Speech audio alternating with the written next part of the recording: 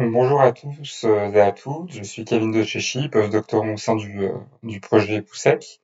Et dans cette vidéo, je vais vous montrer comment utiliser la bibliothèque des médias et ajouter une vidéo.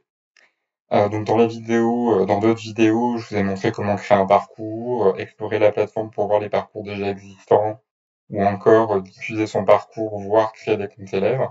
Là, je vais vraiment me focaliser sur les enjeux bibliothèque de médias, voire les médias. Donc, tout d'abord, pour y aller, c'est pas compliqué. Vous cliquez sur Bibliothèque des médias ou voir les médias et vous atterrissez sur cette page. Donc, cette page, il y a trois gros champs qui sont importants. Le premier, ça va être ici vidéo ou image. Donc, vous vous en doutez, en fait, ça va vous permettre, si vous êtes sur vidéo, de voir le catalogue de vidéos. Et si vous êtes sur image, de voir le catalogue d'images qui a déjà été ajouté. Donc, moi, là, dans cette vidéo, je vais plutôt me focaliser sur les vidéos. Hop, donc vous voyez, on en a un certain nombre déjà d'ajoutés. Donc ça, c'est la première zone intéressante, importante dans cette rubrique bibliothèque des médias. La deuxième, ça va être ce petit bouton ajouter une vidéo qui va vous permettre, de vous en douter, d'ajouter une vidéo. Donc, qu'est-ce qui se passe quand on clique? Lorsqu'on clique dessus, on a cette fenêtre qui apparaît. Et donc, la première chose à faire, ça va être de venir ajouter sa vidéo. Donc, là, il s'agit d'une vidéo que moi j'ai déjà sur mon ordinateur. Donc, moi, je vais prendre celle-là. Donc, essayez de favoriser des vidéos qui sont pas trop longues. Déjà, d'une part, parce que à des fins pédagogiques, ça vous permet quand même de mieux gérer le temps de votre parcours. Et puis, si la vidéo est trop longue, en fait, plus la vidéo est longue, plus vous avez des chances que vos élèves y décrochent. Hop, donc moi, je choisis cette vidéo. Hop, et c'est chargé.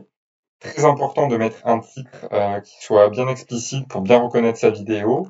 Ou même si vous souhaitez que d'autres personnes aient accès, puissent utiliser la vidéo que vous avez mis dans la bibliothèque pour pas qu'ils aient à la regarder en entier ou pour savoir de quoi ça parle. Donc là, moi, dans le cadre de cette vidéo, je mets un titre simple test. Donc justement, si vous voulez que la vidéo soit partagée, accessible à des collègues, d'autres utilisateurs, vous pouvez la mettre en public. Moi, là, encore une fois, je suis en test, donc je vais la laisser en privé, donc il n'y a que moi qui peut y avoir accès. Je peux aussi rajouter une description, c'est conseillé. Donc, par exemple, ça peut être la source de la vidéo, ça peut être de quelle chaîne YouTube ça vient, qui est en train de parler dans la vidéo, de quelle thématique ça parle, etc. Très important, c'est quelque chose qui va être modifié également. En l'état actuel de la version là, du 23 janvier 2024, il faut ajouter une vignette pour que lorsque la vidéo soit téléchargée, il y ait une image qui apparaisse. Je vous montrerai ce que ça donne si on ne le fait pas. Donc là, moi, j'avais prévu ma petite vignette. Donc j'avais tout simplement lancé ma vidéo en plein écran, fait une capture d'écran et j'avais fait un copier-coller sous Paint pour récupérer cette image. Donc là, je la sélectionne, je l'ajoute, hop, elle est bien là. Je peux aussi coller des étiquettes à ma vidéo. Donc c'est toujours vraiment dans le même objectif, hein. C'est pour, on a quand même un certain nombre de vidéos déjà sur la plateforme pour pas chercher très longtemps et perdre du temps. On a ces étiquettes. Donc moi, par exemple, je vais dire que je travaille avec une classe de quatrième et que cette vidéo, elle est intéressante pour évaluer la compétence d'une source.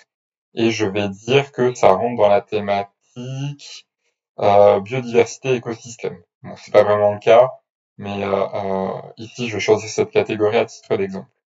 Une fois que j'ai terminé de compléter tous mes champs, je viens cliquer sur les conditions d'utilisation et je valide. Donc là, on a la vidéo qui se charge, hop, elle est chargée. Et donc normalement, si elle est ajoutée, hop, les vidéos les plus anciennes, elles apparaissent en bas. Et je retrouve ma vidéo ici. Si je clique, j'ai la possibilité de la supprimer. Et je pense que ce qu'on va ajouter également, c'est la possibilité de modifier la description de ces vidéos. Donc si j'ajoute pas en l'état actuel là, cette version de la plateforme, si j'ajoute pas de vignette, voilà ce que vous voyez. Donc c'est un peu dommage parce que du coup ça, en termes pour repérer en fait dans la liste des vidéos qu'on peut utiliser, c'est un petit peu plus compliqué. On n'a que le titre de la vidéo là qui apparaît, donc c'est un peu moins pratique. Donc c'est pour ça que je vous encourage là à vraiment à chaque fois à ajouter une vignette le temps que cette modification soit faite sur la plateforme. Le troisième type de champ qui existe sur cette page, donc c'est vraiment en lien en fait là avec les éléments de description que je vous ai montrés, c'est bah moi en fait j'ai pas envie de m'embêter à chercher des vidéos et à les ajouter. Avant j'ai envie de vérifier s'il n'y a pas déjà des vidéos qui m'intéressent sur la plateforme. Donc bah en fait je peux filtrer les vidéos déjà présentes en fonction de l'objectif pédagogique, de la discipline, du niveau scolaire des élèves qui a été renseigné dans la description.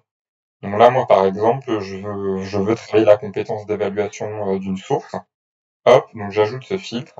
Et là, j'ai toutes les vidéos, dont la mienne, qui ont été ajoutées, où on a collé cette étiquette-là. Donc par exemple, si je prends interview de l'agriculture, hop, je vois que étiquette, on a bien l'étiquette évaluer la compétence d'une source qui a été ajoutée. On a exactement la même chose, je vous le montre pas en détail, mais pour les images. Vous voyez, hop.